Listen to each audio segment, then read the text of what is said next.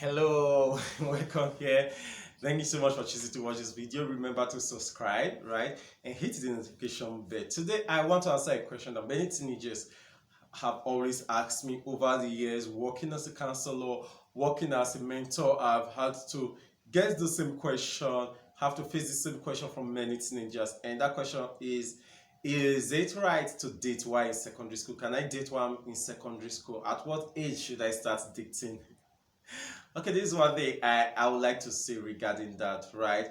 What is dating? It has to go back to that, right? We do understand that dating is a romantic relationship, but it's not just about being a romantic relationship. It's about the fact that dating is a means and an avenue through which you ascertain whether somebody shares the same values with you, whether somebody is compatible with you for the purposes of marriage. So when you are dating someone, those days, several years ago, we used to call dating like seeing each other, going out, right? Talking. I heard one recently that is called talking partners. Okay, right? So the purpose of dating is actually then, before we're going out on dates, the purpose of dating actually is to ascertain if I can marry this person, if this is somebody that I can marry. And now many people who are in secondary school are less than 18. Many people who are in secondary school these days are less than 18. In fact, I finished secondary school at the age of 15, 16. They're about 15. I finished secondary school at the age of 15. So if the people who are in secondary school right now are between the ages of, let us say, age 8, age 9 to 15, 16, and now you're choosing to date, you're choosing to want to know somebody to ascertain if the person is good for you for marriage, it may be too early, especially if your intention is to get married at 25, or as I've seen in many cases, many teenagers do not even know when they want to get married. So the question is, if you do not even know when you want to get married, it means that you're not ready for it. How then do you now start checking somebody to know if that person matches and suits you when it comes to marriage? First, you don't know what you want to get married. You don't actually even you have not defined many things about your life. You're still yet to fully decide where you want to live. You are yet to fully decide. You are yet to fully discover yourself. Many teenagers do not know themselves. Many adolescents do not know themselves. I'm not saying this to spite you or to despise you. I'm saying this based on the experiences, the experiences I've had in counseling and in mentoring young people. By the time we start discovering, they are yet to fully identify themselves, they are yet to fully discover themselves, they are yet to fully know what they want to become in life. Many of them are going to be taking the SSC and going to be taking JAM and going to the university to study not even the courses they want, but to study the courses that their parents want. So at the end of the day, you are not defined, you are not yet fully independent, and so you have not faced and handled adulthood. And now you're trying to find if somebody will fit you for marriage. If you find somebody that will fit you right now for marriage, I can bet that in 3 years' time, the person would not match and fit you again. The reason being that in 3 years' time, you have discovered new things about yourself that this person may no longer match. And so that's why we usually say, realize yourself first of all, know yourself first of all, identify yourself first of all, discover yourself first of all, before you start thinking about getting married. So it's not the idea of wanting to stop or prevent you from dating right now. It's not because you're a teenager. No, there are persons who are 25 years old, 28 years old, that we are also stopping from dating because they have not understood themselves, they have not known themselves, they have not discovered themselves, and so they cannot pair that unknown identity to another person in marriage, right? And this is it. As a young person, you're supposed to be developing the social skills of friendship, of relationship, friendship in a community sense, in the sense that you're supposed to learn at this particular time how to relate with people, how to bond with people, how to interact with people, how to handle people issues.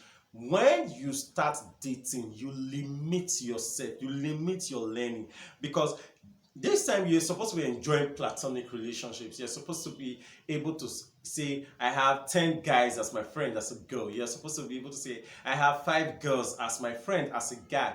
But when you start dating, you limit yourself to one guy, you limit yourself to one girl.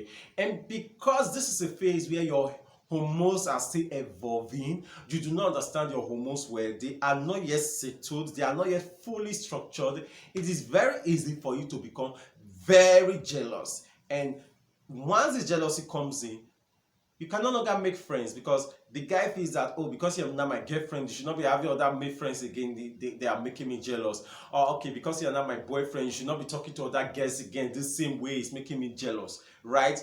Hormonal things that you do not necessarily have control over just because of your age. With time, it will pass. So dating will automatically now limit you, right? You're supposed to have many friends, grow, have many friends, enjoy friendship, know how guys really behave, know the different type of guys that are out there, know the different type of girls that are out there, how the girls behave, and just be their friends in what we call platonic relationship. I know it's no longer will I say fashionable, because these days we don't hear it. Usually when I'm talking to teenagers these days and I mention the word platonic relationship, they don't understand what I'm talking about.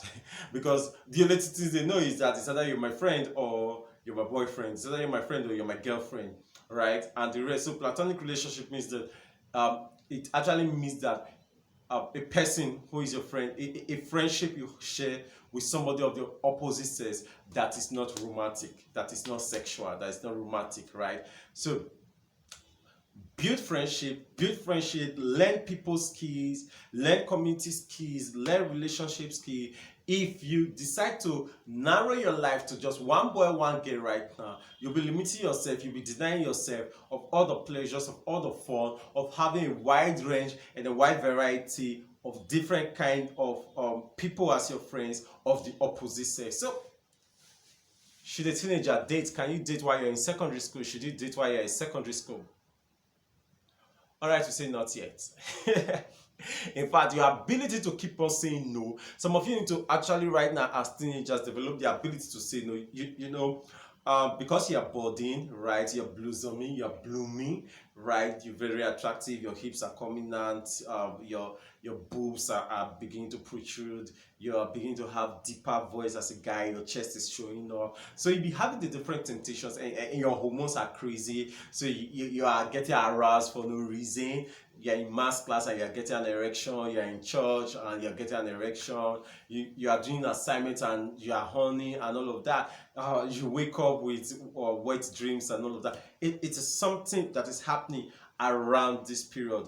And now this is the period where you're supposed to learn how to master your hormones and learn the human skill of no, the ability to say no. Like people ask you to do something or people want something from you and you say no, right?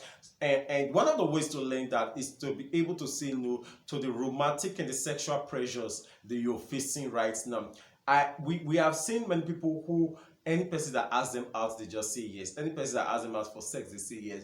They failed to master that character, that discipline, and the ability to say no while they were young, because they just wanted to, oh, he loves me, he says he loves me, he says I'm the best person in his life, I think I need him, and you say yes. If you keep on saying yes to things and you keep on saying yes to everything around you, a time will come when you want to say no and you will not have the skill, the ability. Remember that these things are skills, and skills are not gifts and talents, they are learned over a period of time. So this is the opportunity for you to actually learn how to resist temptation, how to say no to some advances, how to be able to say no to things and stick to them. If you don't learn that right now that you're an adolescent, if you don't learn that right now when you are as a teenager, when you become an adult, right, a full-fledged adult, 21, 30, you will still not be able to. That time you have to start learning. I call them adult delinquents, in the sense that they're adults by age, but by skills and by learning, they are just like a 13-year-old, because the things they ought to have learned during their adolescent years, they did not learn it. So I want you to focus on those things right now so that you get better. My name is Ella and I'm alright. Thank you so much for watching this. Remember that if you send a question or if you WhatsApp, I will be the one that will attend to you personally, right? I'll attend to you directly. So share this video with your friends so I get to learn the things that you're learning. You rock.